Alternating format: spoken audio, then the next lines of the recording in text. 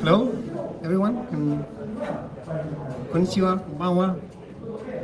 Konbanwa kana. Let's start the presentation. Let's talk a bit about the presentation. I'm going to present a tool called CIRCO. CIRCO, whatever you want to pronounce it.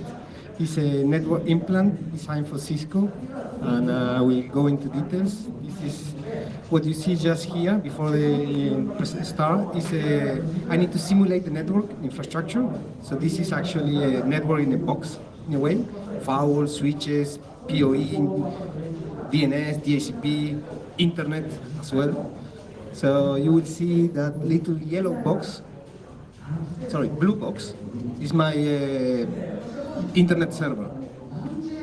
There's also a phone connected in the network, like you will see in any other network, an IP phone, PoE. So this is currently how it is set up. So let me start the presentation. First, my name, konbanwa. I'm Emilio or Emilio. Both ways works. I like to play with packets a lot, electronics and 3D printers, just for fun. I did present a couple of tools in the various conference, this one and another tools, and I'm not a native programmer, neither a Japanese speaker, but ganbarimasu. All right, this is version 1.5 of the tool. So what is new in this version is that now we allow to integrate the phone and the implant at the same time. In versions before, once you use that, the phone stopped working. Also, we craft all packets with the native SCAPI, and we add another exfiltration technique through NTP protocol. We also add Bluetooth encryption for preventive forensic, and a self-destroy switch. We bypass NAC now, so NAC will not find us anymore. And any credentials integration into Faraday, which is a different tool, right? So this is the persons that we look to target. Mainly our automation systems, like I just named a few of them. They all work very similar.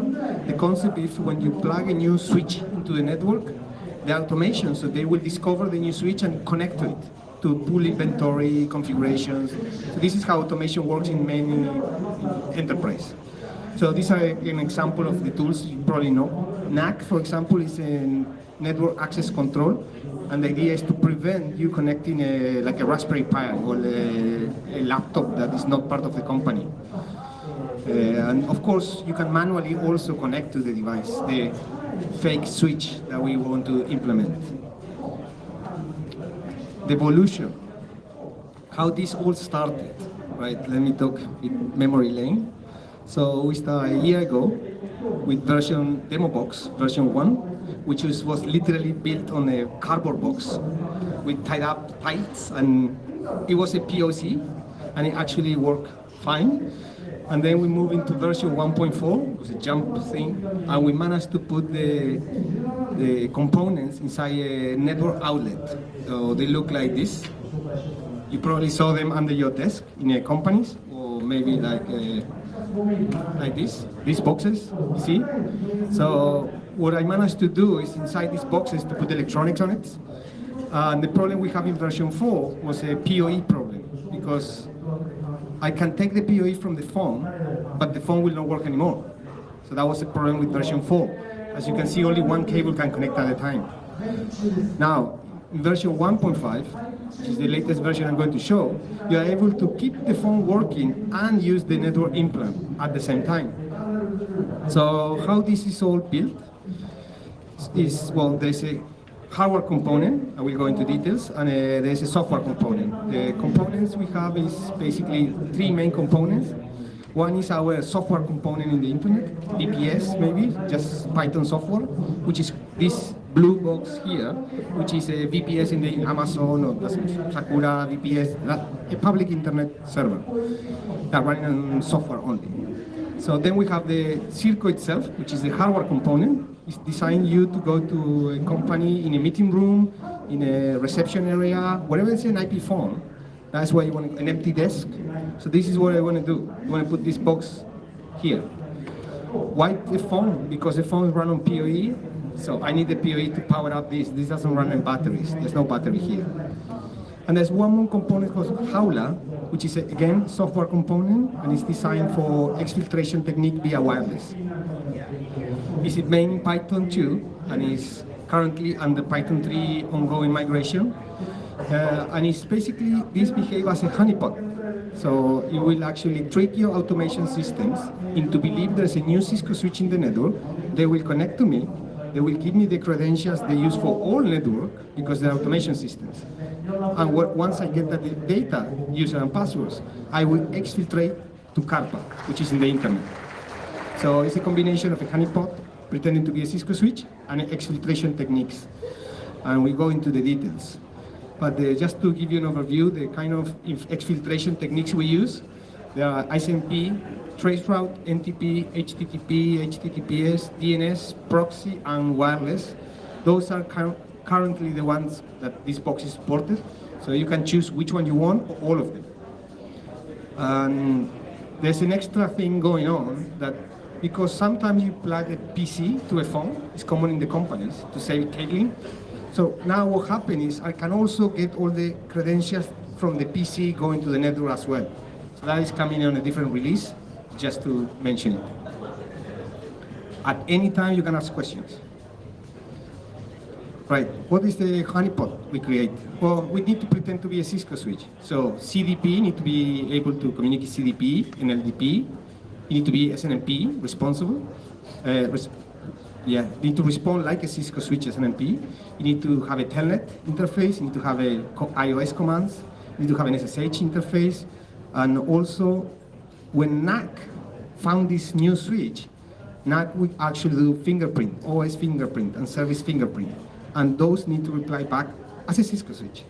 Remember, if not, NAC will block us, realizing it's not the Cisco switch. So this is a high-level overview because everyone wants to see the demo, right? Michi.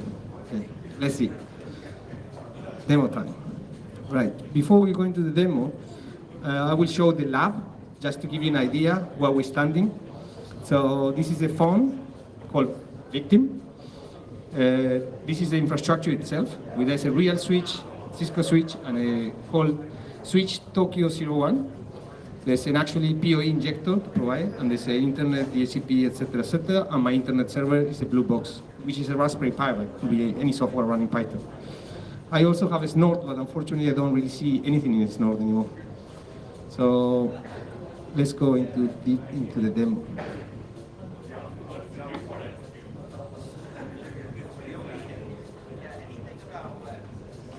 All right, so first of all, on the bottom, this is my internet called CARPA, blue box in the internet. So when I run data, the options I can configure. At the moment, we can set it up with, let's say, the verbose mode will actually display the credentials that he received. This is the box that will receive the credentials from this box. Also, we have the integration into Faraday, which is a vulnerability management and pen testing tool, this is how it looks. And within Faraday, there is something called credentials, which currently there's no credentials. You can manually add or through API credentials. This is for vulnerability and pen tested reporting. So we will integrate with Faraday. And also, I need to specify my interface, Internet 0, and which is the destination file, like, I don't know, cred.txt. I don't know. Just a file where the output will go. But we put verbose, so we will display in the screen as well. So once you start this on the internet, it'll give you an error. Give me a second.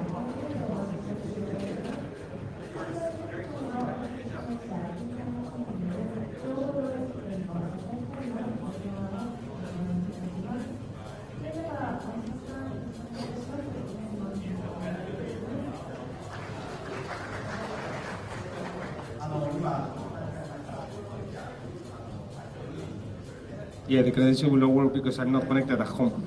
The server is not here. So let me remove the integration.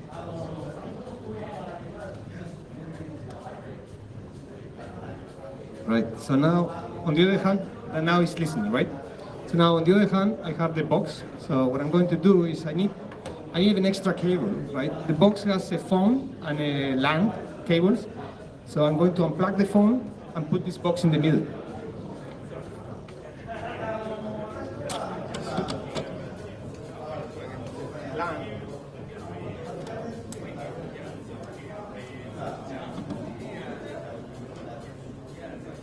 And we want to put the phone back, right?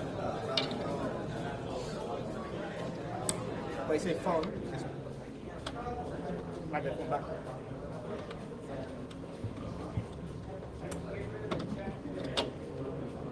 Right, so the box is designed to run by itself if you want to, but because it's a demo, you want to see how it runs, I can actually will access manually. So first of all, let me go to the actual real Cisco switch.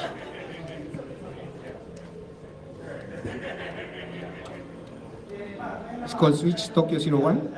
If I do show CDP neighbors, it's a command, I see no neighbors, nothing connected to this switch so far, or at least speak CDP. Or LLDP. Well, now I can start to see a phone actually through LLDP. So let me go to the box.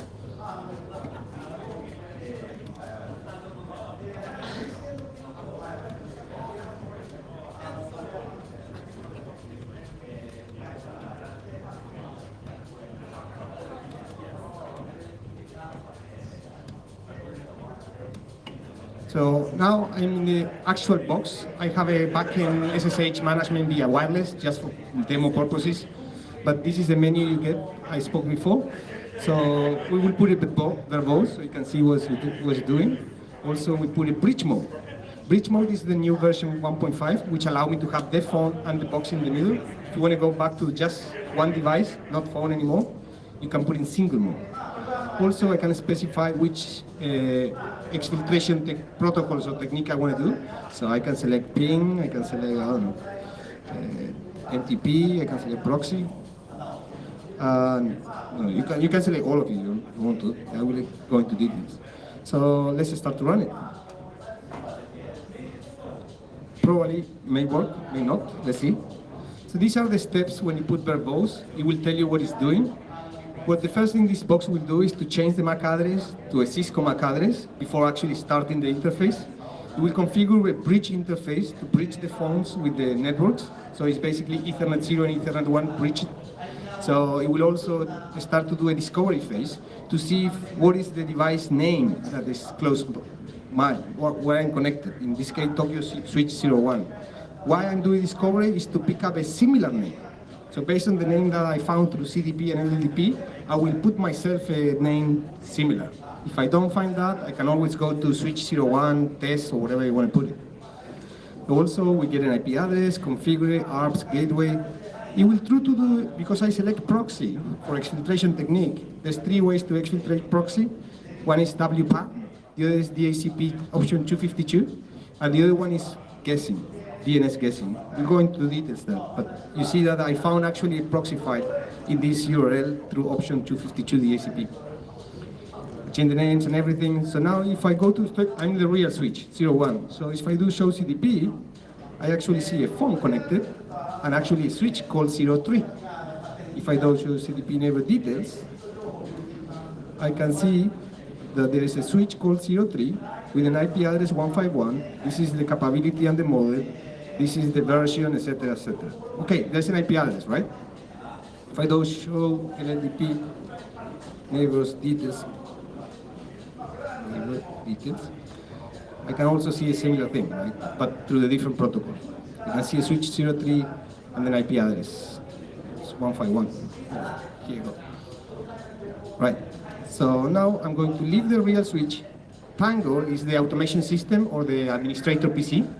So what happens if I telnet that box 151? I get the same prompt as the one, and I can put, I don't know, code blue and a password. Actually, you can put any user or any password. That's a great thing of a honeypot. So everything's okay. And I get a prompt like a Cisco switch. So if I do show version, okay, that gives me the version of the Cisco switch. Show interface description. These are all Cisco commands. Show IP ARP. Show all these address. Show IP route maybe as well. So all these are Cisco commands that automation system automatically will try to get show inventory. Maybe. Inventory. Yeah, I get the description now. So as you can see on the bottom of the screen, because I select ping and I think it was DNS and proxy or something like that, you will see on the bottom of the screen that the credentials that I just typed already start to be exfiltrated. The T stands for telnet, the username and the password, and the source IP internal of the actual PC or automation system that connect to me. The IP external is the one that the firewall is nothing to go to the internet. Well, not in the proxy or not in whatever. So you will see that this PDNS, which is proxy DNS, exfiltration technique, ping, NTP, and this is get repeated in a cycle. So you can tune how often you want to send it, or one off, or send it every 10 minutes or 15 minutes. All the timers can get tuned. So what happens if I do enable? And I put another password. I get in enable mode, right? However, if I want to configure the switch, I'm not allowed to. However, I can do a show run, and I can get the configuration. And this configuration is dynamically created. So for example, in the configuration, you will see the username is exactly the same one as just typed. So this is via telnet, all right? What about if I SSH?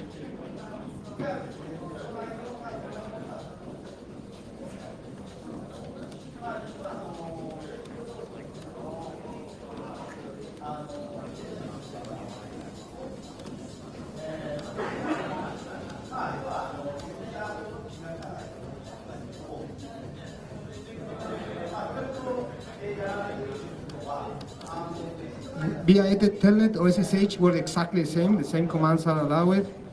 I can also do show CDP neighbors from the fake switch, and I can see the real switch, like exactly as Cisco will be. They can see each other. Same with the LDP.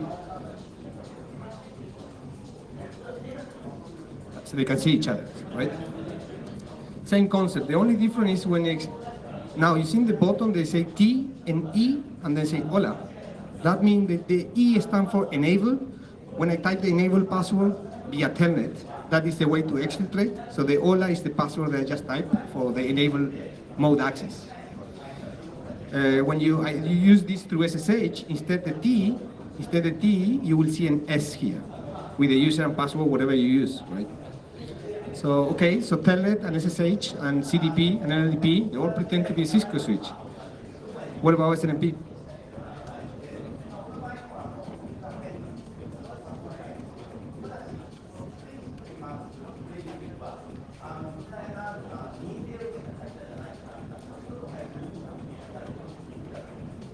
I just have a random community.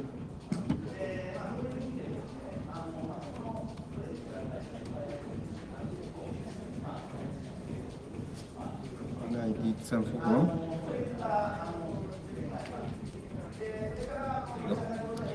So when I type a random community, it doesn't respond. However, that community you can see that is going to get exfiltrated.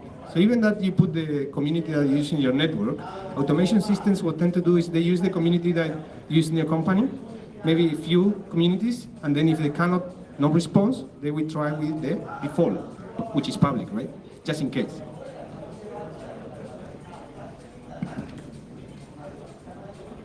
I just got it. So if I try public, I actually get that is the name, the version, the uptimes, and all the information like a Cisco switch SNMP walk will reply. As you can see on the bottom, the P stands for SNMP, and this is a community, even that it did not work, actually I still exfiltrated because it's a valid community that you use in your network. So, so closing this with SNMP, Telnet, and SSH, and CDP, and LLDP, it all pretend that it's a Cisco switch. However, what about NAC? NAC, the way that works, NAC has a filtering by MAC address. Some MAC address, for example, they are like phones are generic ranges open, but when it's very difficult to filter, to have an inventory of all the MAC address and keep updated of everyone in your network, because you have TVs, fridges, you have readers, so it's too much, and they get swapped, phones get swapped. So what MAC does is they may quarantine it, and they will do fingerprinting. How NAC does fingerprinting? Well, they didn't reinvent the wheel. They just use a tool called Nmap.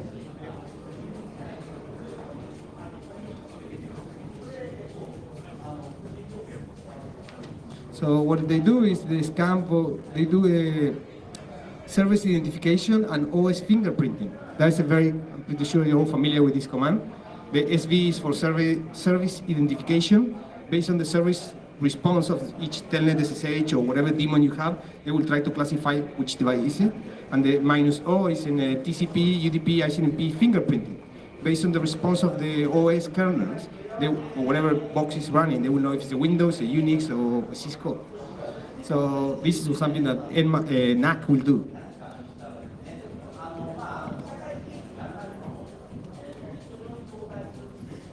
So when NAC do that, if this is a valid switch, or it's a Raspberry Pi, or it's a valid device.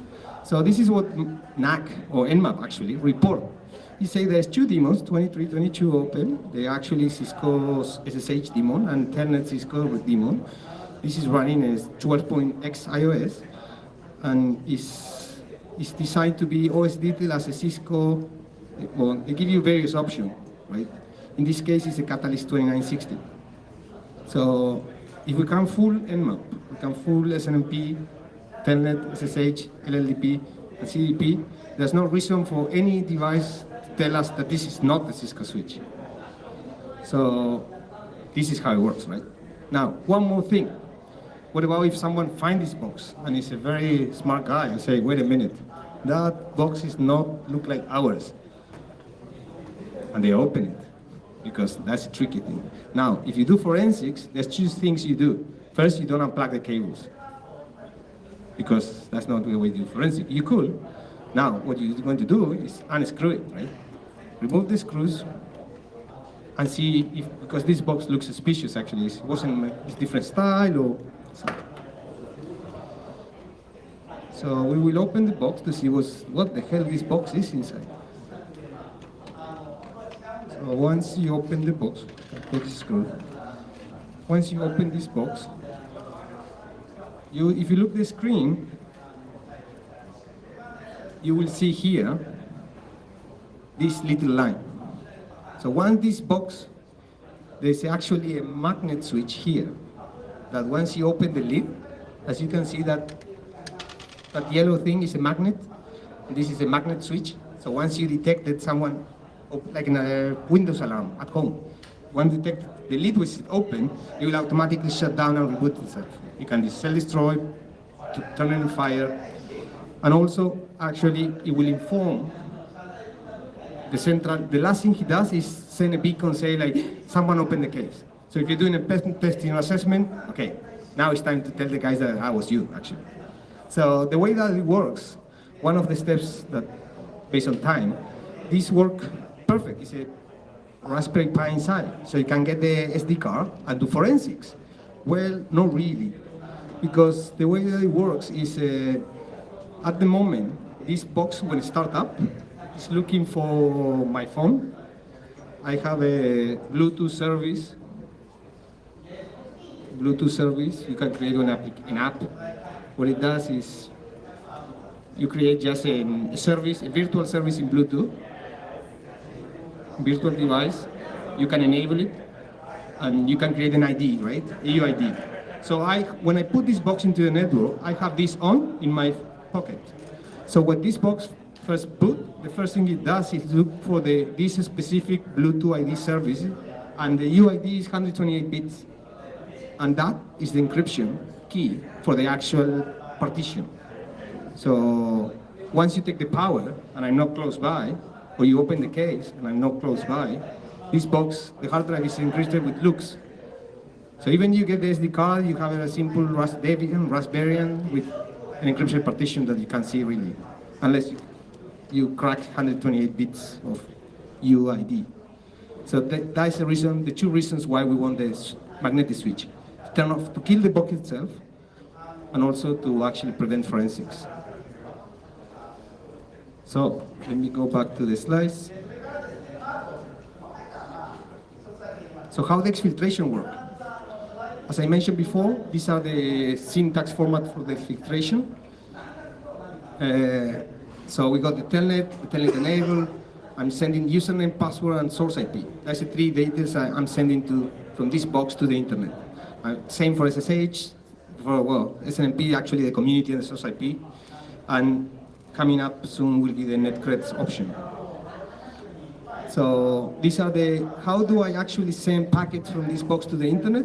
Well, dependent protocol. For each protocol, remember I have around 15-20 bytes of encrypted with AES-256 credentials.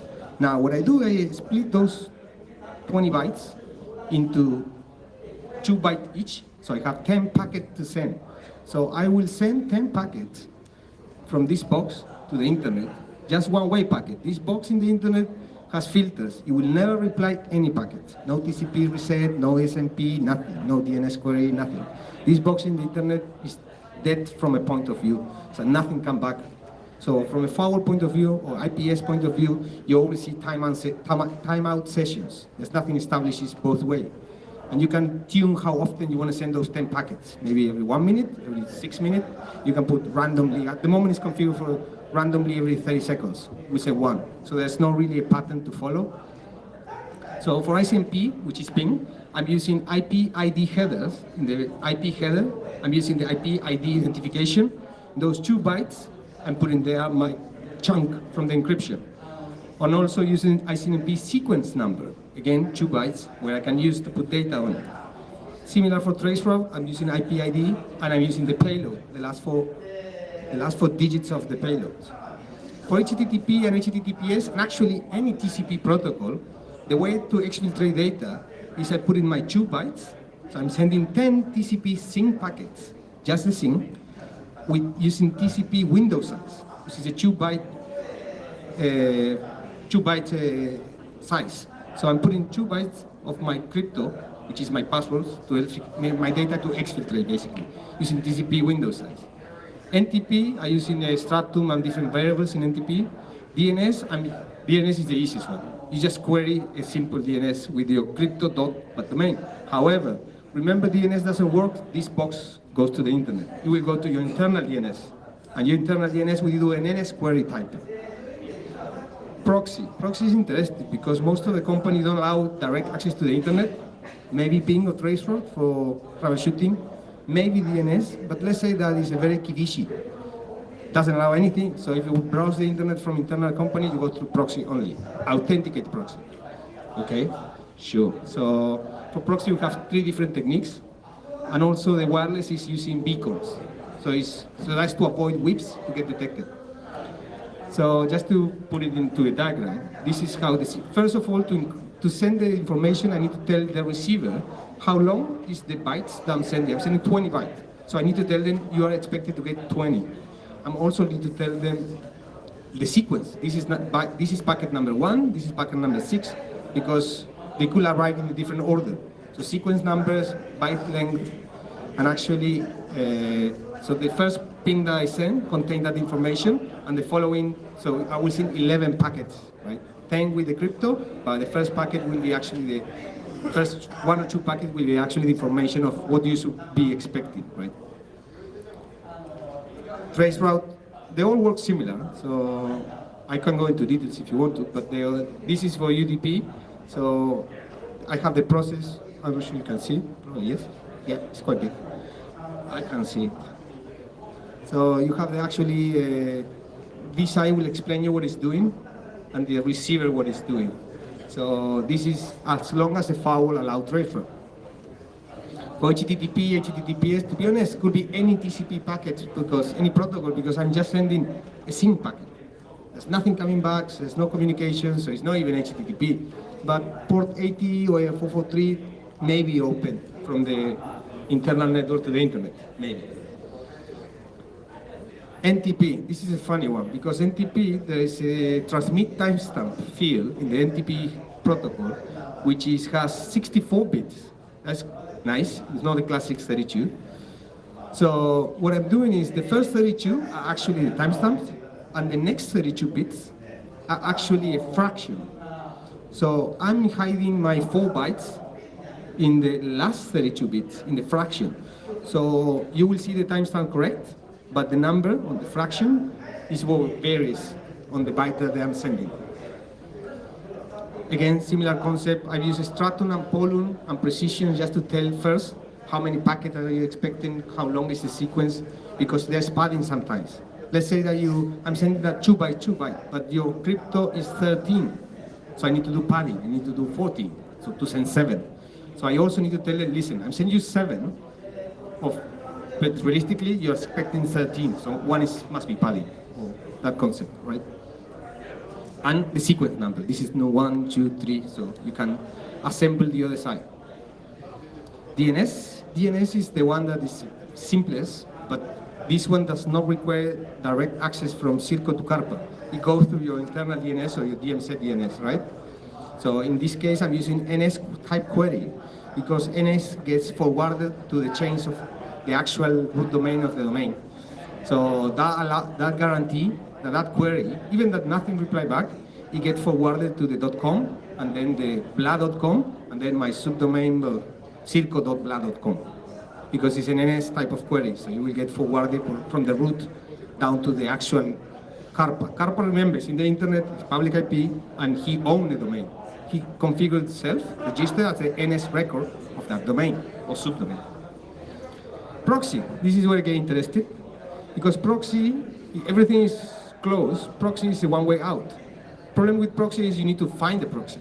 So there's 2 methods, which is DHCP option 252, which give you a pack file URL for your PC to set it up, as Windows do that.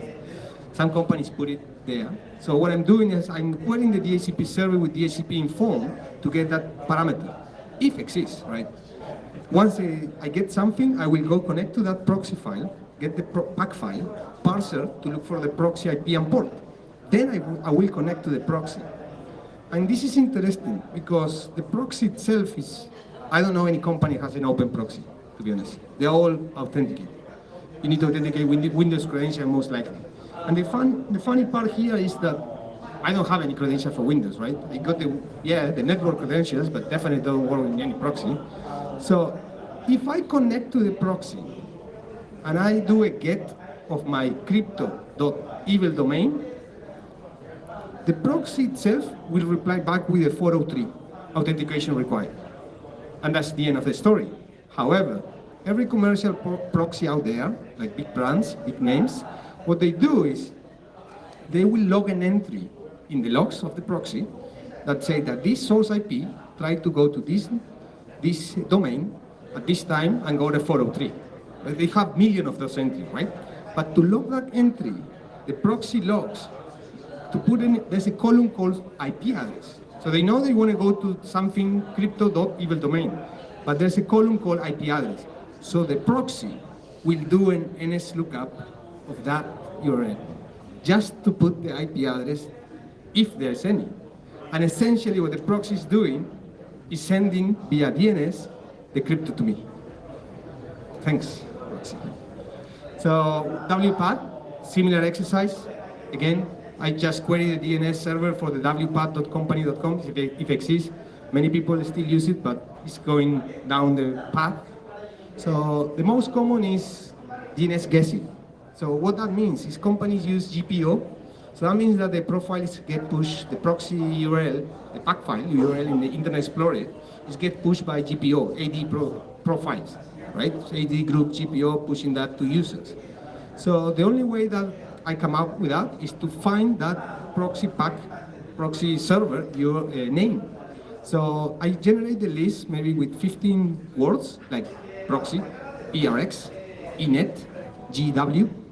So you generate a list of 15 or whatever you want, names, and I will make a dictionary, combining together with the dash, with the underscore, back and forward. So I will generate a list of using 12, I will get 250 entries, possible candidates. And I will query the internal DNS to see what actually reply. Whatever reply, I will try to connect to see if it's a proxy pack. If it's a proxy pack, great. If no, I keep trying. So this is the same technique as the 3-proxy technique to exfiltrate data is the same. This is just a way to try to find the proxy in the company without having the GPO logins. And the last one is wireless exfiltration. In this concept, what I do is you do need proximity. You need to be close 100 meters or less, to be honest. But what I do is I do beacons or an SSID specifically, and within the beacons of this is a common Japanese brand of home routers called from NAC, term. So you will see those tend to have 4 or 6, sometimes EXA, which is the last MAC address numbers of the router. So I'm taking the opportunity to put my crypto, which is EXA of the data, within those names. So first I send a beacon one to tell my device that my wireless device, Howler, to tell them, listen, I'm going to send you something. And I send beacons because beacons do not come up in the WIPS wireless. They're not actually access point. It's like your phone is beaconing from your home wireless. But you're in the office, so definitely not connecting. So there's a lot of noise on beacons. So that's the reason wireless IPS don't actually log beacons. And insert the beacons, send the beacons in short bursts, and then disappear. And change the beacon by a different SSID name. So far, any questions? Wow, impressive. Everyone understood or nobody understood? So that's it. There's free stickers for everyone.